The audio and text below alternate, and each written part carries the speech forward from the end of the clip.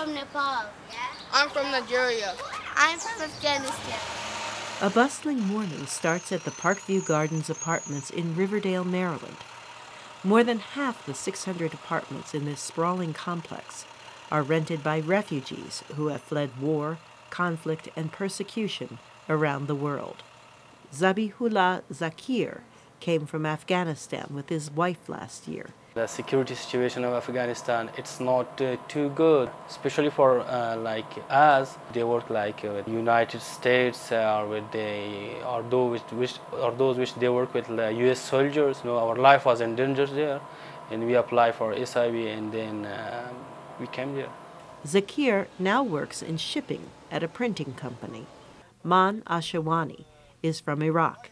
He and his family spent 10 years in a Jordanian refugee camp before U.S. entry visas were granted. Because my country no good, you see my country, ISIS, the militia, too much problem. He arrived in Parkview Gardens 4 years ago with the help of a refugee resettlement agency. It never occurred to me to look for a reason not to help them. David Mendick manages Parkview Gardens. 30 years ago, a humanitarian group which works with the U.S. government asked him to help find homes for people fleeing conflict or persecution.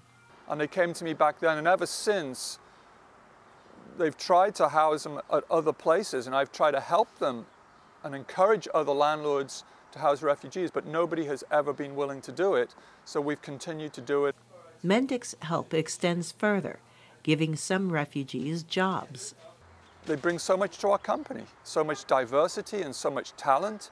And in fact, now the upper management in this company is primarily refugee.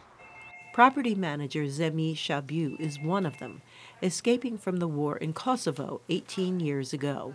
When they first come, they all seem lost. For me, it's very easy to say, well, you know what, please do feel comfortable because I was in your shoes, you know?